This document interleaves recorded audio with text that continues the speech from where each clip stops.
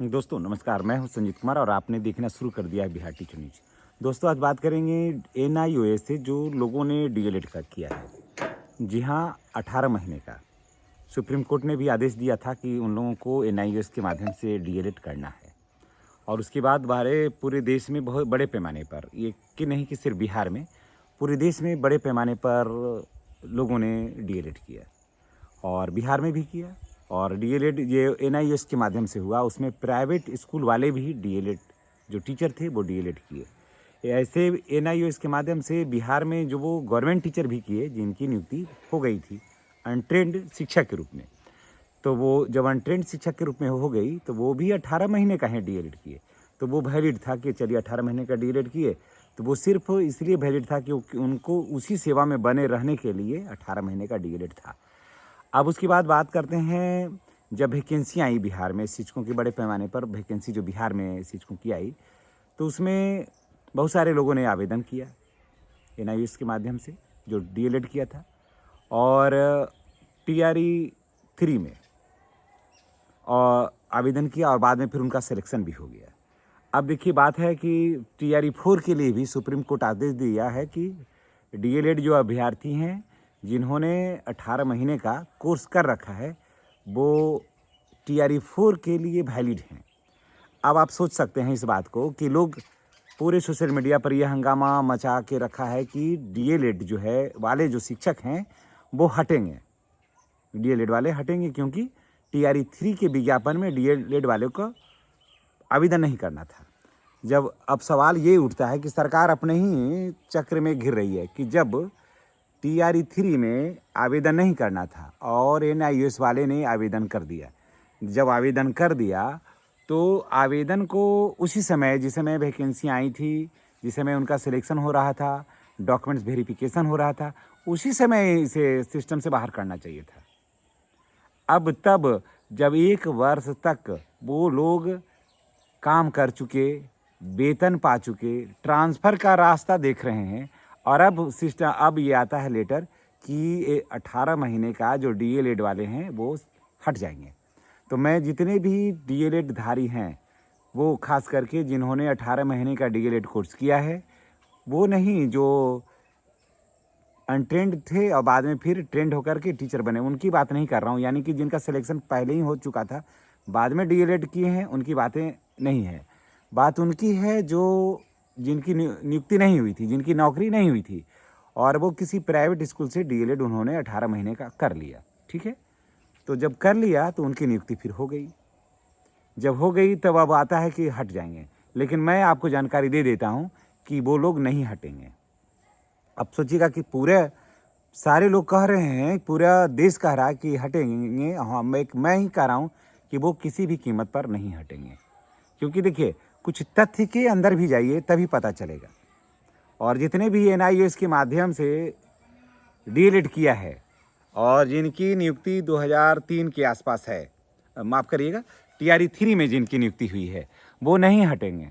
जी हाँ, अब देखिए, कुछ हम अखबार का भी हवाला देते हैं और कुछ इसके नियम के भी हवाला देते हैं।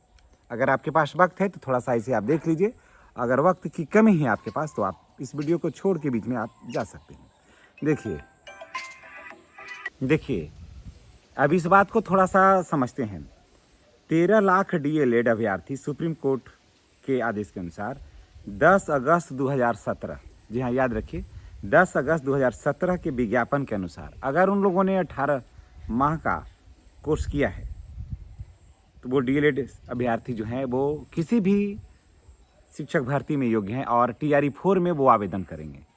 तो जब टीआरई 4 में वो आवेदन करेंगे तो टीआरई 3 में फिर मान्य क्यों नहीं रहेंगे? वो आदेश आया है कि टीआरई 4 में वो आवेदन कर सकते हैं, तो बाद वाले में आवेदन करेंगे तो पीछे वाले में आवेदन क्यों नहीं करेंगे? अब तो सवाल ये है ना, पीछे वाले में क्यों नहीं करेंगे? तो इसलिए नहीं करेंगे कि पीछे वाले आवेदन में संभवतः ये लिखा हुआ था कि डीएलएड में उस समय जो था ना विचाराधीन था और डीएलएड वाले को उस समय आवेदन नहीं करना था। तो मामला जब तक विचाराधीन था, ठीक है, आप लिखे थे, लेकिन बाद में वैलिड हो ना गया कोर्ट में, कोर्ट ने उसे तो वैलिड कर दिया ना। तो जब कोर्ट ने वैलिड कर दिया तो फिर हटाने का तो कोई बात नहीं है। ज़रा ऐसे करके सोचिए कि किसी भी व्यक्ति का मामला कोर्ट में रहता है तो क्या वो सजायाफ्ता रहता है? जब कोई व्यक्ति का मामला कोर्ट में है और कोर्ट में जब मामला रहता है तो क्या होता है, वो विचाराधीन होता है। जब मामला विचाराधीन होता है तो ऐसा तो नहीं है कि वो दोषी करार दे दिया गया। जब तक मामला कोर्ट में है तो वो दोषी करार नहीं हुआ। हाँ, मामला कोर्ट से बाहर निकलता है, मामला जैसे कोर्ट से बाहर निकल जाए और उसके बाद हो जाए कि नहीं ये सजायाफ्ता है, इसको सज़ा होना ही चाहिए, तब तो वो दोषी है। लेकिन दोषी तो है नहीं। ठीक है, TRE 3 में था कि नहीं कर सकते हैं आवेदन, तो उस समय नहीं तो आवेदन कुछ ही समय स्क्रूटनी में तो उसको हटा देना चाहिए था। उसी समय आप देख रहे तो उसी में हटा देते। बाद में फिर मानते नहीं भी आपका ध्यान गया तो जिस समय सिलेक्शन हो रहा था, जिस समय ज्वाइन करा रहा था, उसी समय रोक देते आप, काउंसलिंग नहीं कराते। तो अब कह रहे हैं कि जब 1 साल हो गया तो अब कह रहे हैं कि हट जाएगा, तो अब कोई नहीं हटेगा। जितने भी DLED अभ्यर्थी हैं आप जान लीजिए, गांठ बांध लीजिए कि आप लोग बिल्कुल नहीं हटिएगा। और सुप्रीम कोर्ट ने आदेश दे दिया है कि ये लोग हटेंगे नहीं। और अगर आप देख लीजिएगा कि 10 अगस्त 2017 के विज्ञापन के अनुसार अगर आपने DLED कोर्स कर लिया है तो आप बिल्कुल वैलिड हैं और आपको किसी तरह की कोई भी कठिनाई आपको नहीं होगी। समझ गए? आपको डरने की ज़रूरत नहीं है और आपको उसका सामना करने की ज़रूरत है। और जो लोग ये कह रहे हैं कि DLED वाले हटेंगे, अखबारों की बातों पर मत जाइएगा। अखबार में जो लोग लिखते हैं उनकी बातों पर आप भूल कर भी नहीं जाइएगा। अखबार में जो बैठे हैं उनको तो स्वयं नहीं पता है, वो स्वयं घींच तीर करके इंटर और ग्रेजुएशन किए हुए रहते हैं, घींच तीर करके जैसे तैसे। और वही लोग अखबार में जाते हैं। अखबार में कौन जाता है? बहुत ज़्यादा बुद्धिजीवी जो आजकल लोकल में है, सब वैसे ही लोग जाते हैं।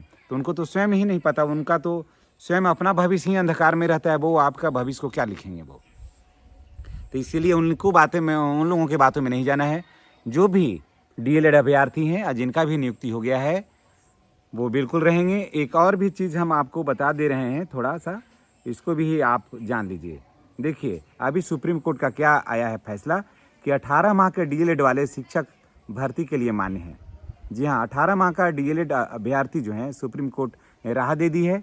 और सुप्रीम कोर्ट के जस्टिस BR गवई ने पिछले साल NIOS DLED में फ्रेश शिक्षक भर्ती में अयोग्य माना था, जिसके खिलाफ पुनर्याचिका दाखिल किया गया। और उसके बाद फिर जस्टिस गवई के फैसला सुनाया कि 18 माह का डिप्लोमा कोर्स सभी शिक्षक भर्ती के लिए मान्य है। और ये बिहार के चौथे चरण में, सोच लीजिए कि बिहार के चौथे चरण की जो वैकेंसी आएगी TRE 4 यानी जो आएगी, इसमें ये लोग आवेदन कर सकते हैं।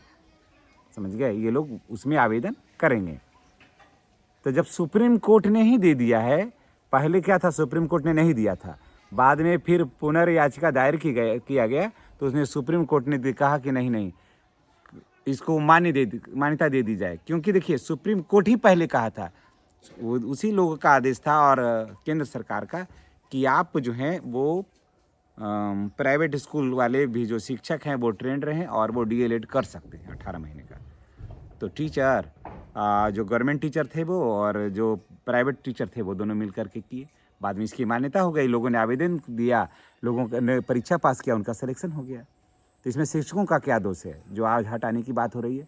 तो जो भी लोग ये बता रहे हैं कि NIOS वाले शिक्षक हटेंगे, तो ये बिल्कुल बेबुनियादी बात है। वो जो लोग भी ऐसी बातें करते हैं उनके पास तथ्य की कमी है, उनके पास जानकारी की कमी है, इसीलिए वो लोग ऐसा करते हैं। कुछ लोग भी बटोरने के लिए भी करते हैं, कुछ लोग जानकारी के अभाव में भी करते हैं। तो जितने भी अभ्यर्थी हैं DLED वाले, वो कृपया 4 में आवेदन आप करिए। आपको आदेश है करने का। और जिनका सिलेक्शन हो गया है वो बिल्कुल सेफ और सुरक्षित है। चलिए, इसी के साथ हम आपसे विदा लेते हैं। नेक्स्ट वीडियो में हमारी और आपकी फिर मुलाकात होगी। चैनल पर नए हैं तो चैनल को सब्सक्राइब करके बेल आइकन को दबाइएगा, ताकि वीडियो का नोटिफिकेशन जो है ना आपको मिलता रहे। तो अच्छी और सच्ची खबर के लिए आप चैनल को हर हाल में सब्सक्राइब करिएगा। धन्यवाद।